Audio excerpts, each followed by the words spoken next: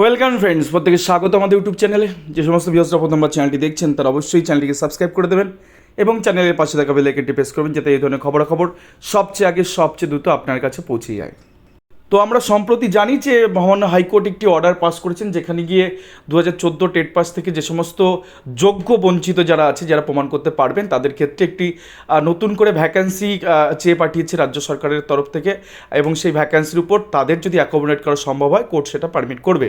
এইরকম একটা খবরের দৌলতে আজকে আমরা দ্বিতীয় পর্বের একটি ভিডিও আমরা করছি, যেখানে কি যোগ্য বঞ্চিত 2014 টেটে যোগ্য বঞ্চিত আপনি কীভাবে, সেটাকে আপনি কী করে প্রমাণ করবেন, সেটা নিয়ে আমরা আজকে দ্বিতীয় পর্বে ভিডিও করছি। যারা প্রথম পর্বে ভিডিও দেখেননি যে আরটিআই থাকলে আপনি কি করবেন, তারা সেই ভিডিওটা দেখে নেবেন। এই পর্বে যাদের কাছে আরটিআই রিপোর্ট নেই তারা কি করে যোগ্যতা প্রমাণ করবেন সেটা নিয়ে কিন্তু আজকের এন্টার ভিডিওতে আমরা আলোচনা করব। তো চলুন ভিডিওটা শুরু করা যাক। তো আমরা প্রত্যেকেই জানি 2014 সালে টেটের বেসিসে 2016 সালে যে 42,949 রিক্রুটমেন্ট হয়েছিল, সেখানের একটি বড় অংশ অর্থাৎ প্রায় 32,000 শিক্ষক শিক্ষিকার চাকরি কিন্তু বাতিল করে সিঙ্গেল বেঞ্চ। পরবর্তীতে সেটা সুপ্রিম কোর্ট ফিরে, সেটা কিন্তু হাইকোর্টের ডিভিশন বেঞ্চে আপাতত সেই পর্যায়ে রয়েছে এবং সেটা স্টে আছে তার উপর। কিন্তু বর্তমানে যেটা মহামান্য হাইকোর্ট সিঙ্গেল বেঞ্চে রয়েছে জাস্টিস রাজা মান্তা মহাশয়, তিনি একটি অন্য ব্যতিক্রমী কিছু ভাবছেন, অর্থাৎ একটি বিকল্প উপায়ে এই সমস্ত যে অভিযোগগুলো রয়েছে, একাধিক অভিযোগ, সেক্ষেত্রে রাজ্য সরকারের সহযোগিতায় যদি কোনোভাবে অ্যাকোমোডেট করা যায় এই সমস্ত বঞ্চিত যোগ্য প্রার্থীদের, তার একটা উপায় কিন্তু তিনি চেষ্টা করছেন বার করার। এটা হচ্ছে এই গোটা পর্বের নির্যাস। তো মোদ্দা কথা, বিভিন্ন কোর্ট কেস করতে করতে বয়স চলে যাচ্ছে, আজকে প্রায় 8টি বছর অতিক্রান্ত, সেখানে কোর্টের মামলায় গেরোয় তাদের বয়স চলে যাচ্ছে যোগ্য প্রার্থীদের। সেক্ষেত্রে একটা বিকল্প ভাবনা কিন্তু কোর্ট নিতে চলেছে এবং নিয়েছেন অলরেডি, যেহেতু ভ্যাকান্সি চেয়ে পাঠিয়েছেন, এবং সেক্ষেত্রে একটা অ্যাকোমোডেশনের ব্যাপারও কিন্তু তিনি বলেছেন। তো এক্ষেত্রে একটি কথা বলে রাখা প্রয়োজন যে মাননীয় মুখ্যমন্ত্রী আমাদের যিনি রয়েছেন, তো সেক্ষেত্রে তিনি বারবার একই কথা বলেন যে আমরা দিতে চাই, প্রয়োজনে সুপার নিউমেরিকেট করে দিয়ে দেবো, কোর্ট দিতে দিচ্ছে না। আবার আমাদের এক যুবরাজ যিনি রয়েছেন, তিনি আবার একই কথা বলেন যে দিতে চাই, কিন্তু সেক্ষেত্রে মিডিয়াতে এসে তিনি বলেন যে কোর্ট দিতে দিচ্ছে না। কিন্তু আজকে কোর্ট দিতে চাইছে, কোর্ট বলছে তুমি ভ্যাকান্সি দাও, আমি দেখছি কারা যোগ্য, তাদেরকে অ্যাকোমোডেট কী করে দিতে পারে। যদি এই দুটো পর্বের লোকেরা যদি একসাথে সহযোগিতা করে যদি কিছু করতে চান এবং সেটা যদি ব্যাটে বলে খেলে যায়, তাহলে কিন্তু যোগ্য প্রার্থীদের ভাগ্য খুলে যাবে। এতদিন এরা বলছিল কোর্টের দৌলতে দিচ্ছে না, কোর্ট দিতে দিচ্ছে না, এবার কোর্ট বলছে তুমি দাও। এবার যদি রাজ্য সরকার এটাকে মেনে নেয়, তাহলে কিন্তু এইখানে 14দের টেটের সমস্ত যারা যোগ্য বলছে তাদের কিন্তু ভাগ্য খুলে যাবে। তো এইরকম একটা জায়গায় কিন্তু পরিস্থিতি কিন্তু বর্তমানে এটাই। কোর্ট বলেছে দেওয়ার কথা, রাজ্য সরকার যদি মেনে নেয় এবং যদি দিতে চায়, এবং এই যে ব্যাকলগগুলো যত আছে, যত অ্যালিগেশন আছে, যত ক্লেম আছে, সব যদি প্রমাণিত হয় কোর্টে, মোটামুটি এগুলো প্রমাণ হয়ে গেল, সেখান থেকে একটা আইডেন্টিক্যাল একটা সিচুয়েশন তৈরি হবে এবং সেক্ষেত্রে কিন্তু দিতেও পারে। কারণ এই 32 যে মামলা যেটা ডিভিশন বেঞ্চে আছে, এরপরে এই মামলা যা কিছু হোক না কেন আবার সুপ্রিম কোর্ট যাবে, সেখান থেকে ঘুরে আবার কোনো স্পেশাল বেঞ্চ অ্যাসাইন হবে, দেন আলটিমেটলি এই মামলা কিন্তু বহুটা সময় চলে যাবে। সেই মামলা নির্যাস কবে আসবে কেউ জানে না। কিন্তু তার আগে সিঙ্গেল বেঞ্চের জাস্টিস রাজা মান্তা মহাশয় তিনি বিকল্প পথের খোঁজ করছিলেন এবং বিকল্প পথ হিসাবেই তিনি এই কথাগুলো বলেছেন যে যত ব্যাকলগ আছে 2014 টেটের থেকে 16 সালের নিয়োগ দিন, 20 সালের নিয়োগে যত অভিযোগ বা ক্লেমগুলো আছে, সেই ক্লেমগুলোকে একটা জায়গা সেটেল করতে হবে। তার জন্যই এরকম ওপিনিয়ন দিয়েছেন এবং অর্ডারে লিখেছেন অ্যাকোমোডেশনের কথা এবং ভ্যাকান্সি চাওয়ার কথা, যাতে করে যোগ্য বঞ্চিত প্রার্থীরা যাতে আর বসে না থাকেন, তার একটা ব্যবস্থা কিন্তু করতে চলেছেন। তো আমরা দেখবো যে যোগ্য আপনি কোর্টে প্রমাণ করবেন কী করে, সেটা নিয়ে আজকে আমাদের এই দ্বিতীয় পর্বের ভিডিও, যেখানে গিয়ে আরটিআই না থাকলে আপনি কী করে যোগ্যতা প্রমাণ করবেন কোর্টের কাছে গিয়ে। তো 42,949 প্রাথমিক শিক্ষক নিয়োগে যদি আপনি সংরক্ষিত প্রার্থী হন, অর্থাৎ আপনি যদি এসসি ক্যাটাগরির মধ্যে পড়েন অথবা এসটি ক্যাটাগরির মধ্যে পড়েন, যদি এসটি কেউ বাকি নেই, সবারই প্রায় হয়ে গেছে, প্রায় না সবারই হয়ে গেছে, ওবিসি এ প্রার্থী যদি আপনি হন, ওবিসি বি প্রার্থী যদি আপনি হয়ে থাকেন, তাহলে আপনার একটা জায়গা কিন্তু আছে নিজেকে যোগ্য প্রমাণ করার। সেটা কীভাবে, সেটা নিয়ে আমরা বিশদ আলোচনা করব। চলুন আমরা দেখে নিই একটি গেজেট, অর্থাৎ 2016 সালের যে প্রাথমিকের নিয়ম ছিল রিক্রুটমেন্টের, সেই নিয়মের একটি গেজেটের একটা অংশ আপনাদের দেখাবো, যেখানে গিয়ে 8(5) বি সাব ক্লজে লেখা আছে, secondly the selection committee shall prepare the following panels for the successful candidate who applied for non earmark vacancy. অর্থাৎ নন ইয়ারমার্ক ভ্যাকেন্সির ক্ষেত্রে যারা টেট পাস করেছিলেন তাদের একটি প্যানেলের কথা বলা আছে। অর্থাৎ সাধারণ প্রার্থীদের কী করে আপনারা কোথায় জায়গা পাবেন সেটা আগে আপনাদের বুঝতে হবে।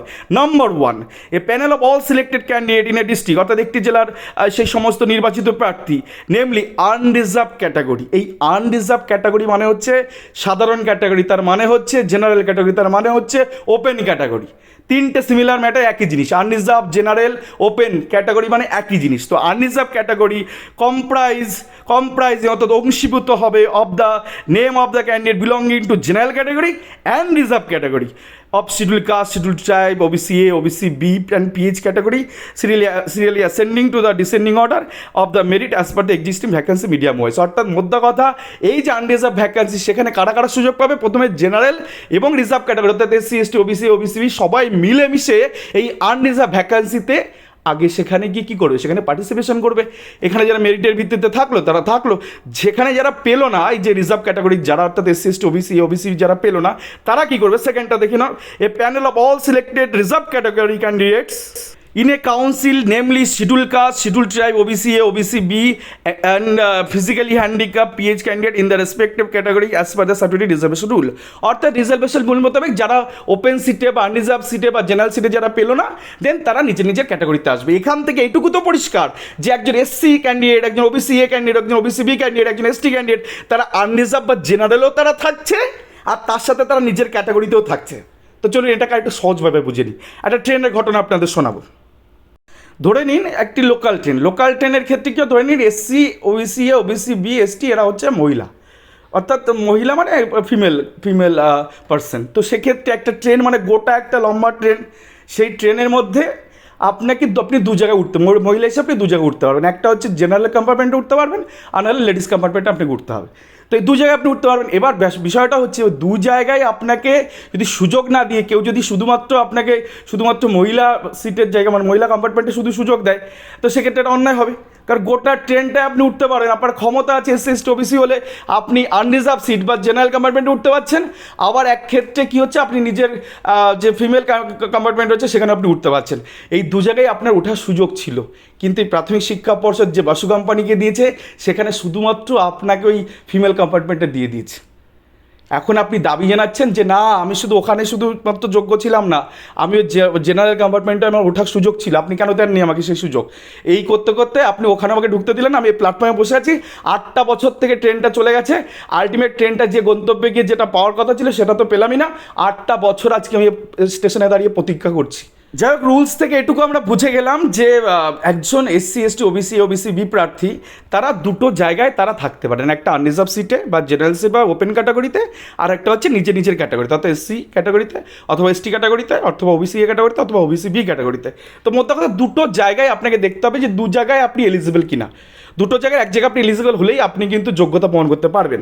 এবার সেই বিষয়টা নিয়ে আমরা আসবো। এবার একটা জেলা আপনাদের দেখাবো, সেটা হচ্ছে মালদা জেলায় 23/5 কাটা। এটা কিন্তু 42,949 একটি অংশ, কারণ BP 2202 2016 নোটিফিকেশনের বেসিস হয়েছিল। তো 42,949 তখন জেলাভিত্তিক নিয়োগ হয়েছিল। সেই জেলার মধ্যে আমরা একটা জেলাকে তুললাম যে মালদা জেলায় কী হয়েছিল? মালদা জেলায় দেখুন জেনারেল কাট অফ, অর্থাৎ ওই যে বললাম আনরিজার্ভ সিট বা আনরিজার্ভ কম্পার্টমেন্ট, সেখানে দেখুন কাট অফ গেছে 10.252, OBC হচ্ছে 20.706, OBC B হচ্ছে 18.851, SC হচ্ছে 15.930, ST হচ্ছে 11.901। এবার আমি এইটুকু আইডেন্টিফাই করছি, একজন SC বা OBC বা OBC B বা ST প্রার্থী তারা দুটো জায়গায় কম্পিটিশন করতে পারবে। তো দু জায়গার এক জায়গায় যদি আমি কাট অফ থেকে বেশি পাই তাহলে আমার চাকরিটা তাহলে আমি যোগ্য, তাই নয় কি বিষয়টা? তাই এবার আমরা দেখাবো যে ITI থাকলে আপনি কী করতে পারবেন, ITI না থাকলে আপনি কী করতে পারবেন। এইরকম জায়গায় দেখুন নাসিবুর রহমান বলে একজন প্রার্থী আছে, সে হচ্ছে OBC A category, say ITI করে তার কাছে রিপোর্ট সে পেয়েছে, সে ইন্টারভিউ এবং ভাইভা অ্যাপটিটিউড টেস্ট এবং ভাইভাতে 2.5 করে পেয়েছে। তো সেক্ষেত্রে তার হচ্ছে 20.439। দেখুন জেনারেল কাট অফ কত গেছে? 10.252। তো এই প্রার্থী ITI করে সে নাম্বার পেয়েছে, সে দেখেছে আরে বাস আমি তো জেনারেলের মধ্যে থাকতে পারতাম, আমার তো ক্যাটাগরি তো ওটাতেও আমি কম্পিটিশন করবো, ওই ক্যাটাগরি তো আমার আগে কম্পিটিশন করার কথা। তো সেখানে 10 পেয়ে চাকরি করছে, আমি 20 পেয়ে কেন বঞ্চিত? কোর্টের কাছে গেলে কোর্টকে বলবে যে আমি দেখুন যোগ্য, আমাকে চাকরিটা দেওয়া, আমি তো যোগ্য এবার পণ হতে পারে। ঠিক সেরকমভাবে মিঠুন কর্মকার চলে আসি, যার কাছে ITI করা নেই। তো সে কী করছে, সে দেখছে জেনারেলে কাট অফ 10.252 গেছে, আমার ইন্টারভিউ মার্কস আমি জানি না, আমি ITI করিনি বা করলে আমি রিপ্লাই পাইনি, আমি অ্যাপটিটিউড টেস্টের ক্ষেত্রে আমার নাম্বার জানি না। তাছাড়াও একাডেমিক অর্থাৎ মাধ্যমিক HS স্টেটের নাম্বার যোগ করলেই ওই 10.252 থেকে আমার নাম্বার বেশি হচ্ছে। তার নাম্বার কত? 14.062। তিনি একজন OBC B প্রার্থী। এই যদি হয়, যদি আমি RTI ছাড়াই যদি without interview without application general নাম্বারটা আমি ক্রস করে যাই, তাহলে আমি তো কোর্টের কাছে গিয়ে বলবো দেখুন আমি ইন্টারভিউ ছাড়াই ওই লাস্ট জেনারেল যে ছেলেটা চাকরি পেয়েছে তার থেকে আমার নাম্বার বেশি, আমি তো যোগ্য আসল। আমি তো কোর্টকে বলবো আমি তো যোগ্য।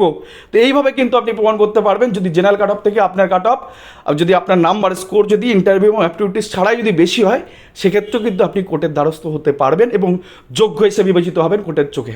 যাক, এটা একটা বিষয় গেল। আমরা আরও একটা জেলা তুলে নিই, নর্থ 24 পরগনা। এটাও 42,949 একটি জেলাভিত্তিক নিয়োগের কথা বলছি, যার কোড হচ্ছে 09 কোড। সেক্ষেত্রে জেনারেল দেখুন 15.965 গেছে, ওবিসি হচ্ছে 17.815 গেছে, ওবিসিবি 20.421 গেছে, এসসি 17.798 গেছে, এসটি 12.545 গেছে। তো আমি বলছিলাম ওই যে প্রথমে জেনারেলে আপনি কম্পিটিশন আপনার করার কথা ছিল, সেখানে যদি না দিয়ে থাকে সেটা অন্যায় করেছে, শাস্তি হবে তার জন্য। তো আমার মধ্যে কথা জেনারেল কাট অফ 15.965। এবার দেখুন 3জন প্রার্থী এমন আছে যারা আইটিআই করেছে, তারা দেখেছে যে সুপর্ণা দাস, রামচন্দ্র পাল, সুজয় শিকদার, এদের প্রত্যেকের নাম্বার দেখুন 15-এর উপরে, 15.965-এর উপরে। এরা আইটিআই করেছে, তারা নাম্বার দেখেছে যে কত। তো সেক্ষেত্রে দেখুন 16.086, 18.305, 16.399, এরা কিন্তু সবাই ওই জেনারেলের থেকে কিন্তু অতিরিক্ত নাম্বার পেয়েছে এই আইটিআই করার পর। অর্থাৎ এই সমস্ত প্রার্থী তারা কোর্টের দ্বারস্থ হবে যে না, আমি তো এর থেকে বেশি পেয়েছি, এই রিক্রুটমেন্টের জেনারেল তো সবাই অংশগ্রহণ করার কথা, আমি সেখান থেকে লাস্ট কাট অফ থেকে আমি বেশি পেয়েছি, আমি তো যোগ্য। কোর্ট বিচার করবে যোগ্য কি যোগ্য না, তাই না? তো আমি যোগ্য এইটা করার জন্য দেখুন এই তথ্যগুলো আপনার কালেক্ট করতে হবে যে আপনি কোনো একটা কাট অফের উপরে আপনি বলছেন যে কোনো একটা কাট অফ রয়েছে, তার থেকে আপনি বেশি নাম্বার পেয়েছেন, তারপরে গিয়ে আপনি কোর্টের দ্বারস্থ হচ্ছেন, তবে গিয়ে আপনাকে কোর্ট কনসিডার করবে না যে তো ক্লেম করছে, চলে এই ক্লেমটা সঠিক। কিন্তু এবার যদি ধরে নিই 15.965 এই নাম্বার থেকে আপনি কম পেলেন, আপনার কাছে আরটিআইও নেই, আপনার নাম্বার 14, কোনো ক্যাটাগরিতে আপনার ঠাঁই হচ্ছে না, আপনি গেলেন মামলা করতে, বেশ ভালো কথা। প্রথম কোশ্চেনটা উঠবে, 8 বছর পরে আপনি কি করতে কোর্টে এসছেন? ঘুমোচ্ছিলেন এতদিন? আরটিআই করে আপনি উত্তর জানেননি? না। আরটিআই করে অ্যান্সার পাননি? না। এবার এই আরটিআই করার মাধ্যমে মোদ্দা কথা হচ্ছে আপনাকে first level, second level, third level সম্পর্কে জানতে হবে। এত সহজে আপনি উত্তরে একবারে পেতেও পারেন, আর না পেলে first level, second level, third level আপনাকে করতে হবে। এটা যেমন একটা কথা, তেমনি 8 বছর পরে যখন আপনি কোর্টের দ্বারস্থ হবেন, কি বলে আমাকে ইন্টারভিউ মার্কস জানান, কোর্ট ডিলে অফ কন্ডোনেশন, এখানে এতদিন পরে কেন মামলা করেছেন, এর জন্য আপনার মামলা খারিজ করতে পারে।